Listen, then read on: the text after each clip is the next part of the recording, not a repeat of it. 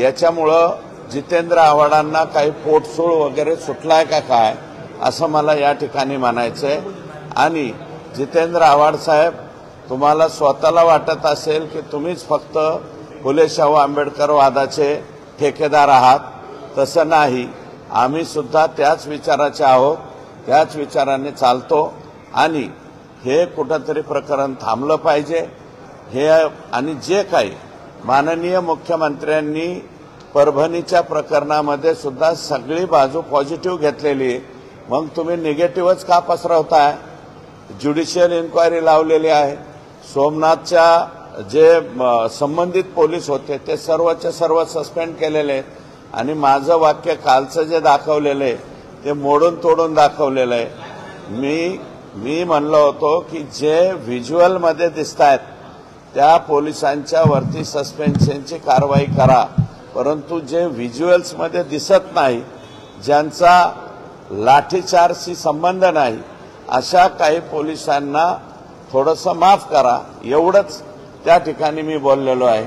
माझं पूर्ण वाक्य न घेता अपूर्ण वाक्यावरती ते मला वाटतं कालपासून ट्रायल चालू जात आहे।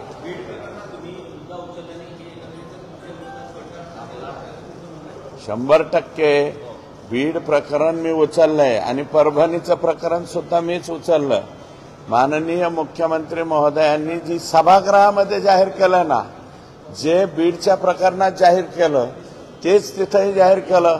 माननीय मुख्यमंत्र्यांनी सोमनाथ सूर्यवंशी यांच्या कुटुंबियांना 10 लाखाची मदत जाहीर केली, त्याच्यानंतर वाकोडे साहेबांच्याला 5 लाख रुपये मदत जाहीर केली।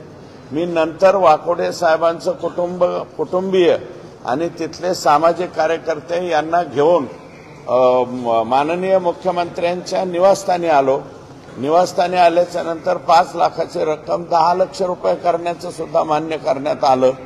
मग याच्यामध्ये नेमकं चुकलं काय? निगेटिव्ह भूमिकेमध्ये मला घेऊन चाललाय तुम्ही, याच्यात चुकलं काय? मला त्याचं उत्तर सांगावं।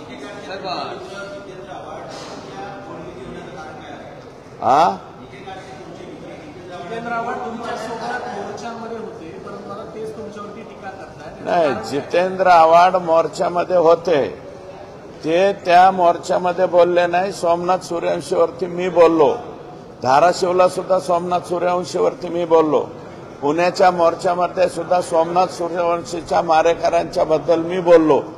त्या मोर्चाला तर जितेंद्र आव्हाड आलेच नव्हते, धाराशिवला आले नव्हते, फक्त बीडला आलते। आणि मोर्चा निघाल्याच्या नंतर पहिल्या दिवसापासून मोर्चेकरांशी जे आंदोलक होते त्यांच्याशी मी सतत संपर्कात होतो, त्यांना मी विनंती करत होतो।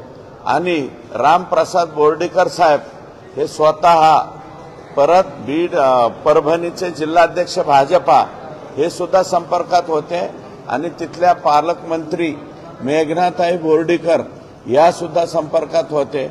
आम्ही सर्वजण त्यांना दररोज विनंती हे करत होतो की हे क्लेशकारक आंदोलन तुम्ही कुठेतरी थांबवा, तुमच्या आणखी काही मागण्या असतील त्या आपण पूर्ण करू। आणि याच्यामध्ये सगळ्यात मोठी बाब ही आहे की ज्युडिशियल इन्क्वायरी जशी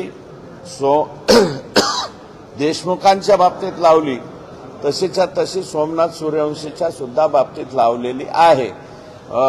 जितेंद्र आव्हाडांचा पोटसूळ उठण्याचं कारण हे असेल, मग जितेंद्र आव्हाड साहेब, माझं तुम्हाला आव्हान आहे, सोमनाथ सूर्यवंशीबद्दल आणि परभणीच्या प्रकरणाबद्दल तुम्हाला फारच जर काही वाटत असेल तर तुम्ही लाखाचा मोर्चा काढा ना, ठाण्यामध्ये काढा, मुंबईला आणून मोर्चा काढा। ते करत नाहीत तुम्ही आणि मोर्चात येतात, मुंबईच्या मोर्चात आले आणि अक्षय शिंदेचे गुणगान गाऊन माघारी गेले। अरे त्या लेकराच्या आईवडिलांना किंवा लेकराला काय वाटलं असेल? अक्षय शिंदेचे गुणगान गाणाऱ्यांकडून दुसरी काय अपेक्षा करायची?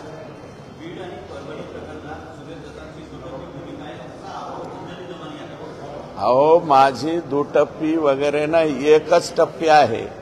मी संतोष देशमुखांच्या खुन्यांना सुद्धा फाशी झाली पाहिजे, सोमनाथ सूर्यवंशीच्या खुन्यांना सुद्धा फाशी झाली पाहिजे आणि परळीच्या महादेव मुंडेच्या खुन्यांना सुद्धा फाशी झाली पाहिजे, हे माझं स्वतःचं। बीड मधल्या संतोष देशमुख प्रकरणात एक सीसीटीव्ही फुटेज आलं, त्यामध्ये ते नंतर त्याच संध्याकाळी जे आरोपी होते ते धाराशिवच्या वाशीमध्ये गाडी सोडून पळून गेलेले आहेत.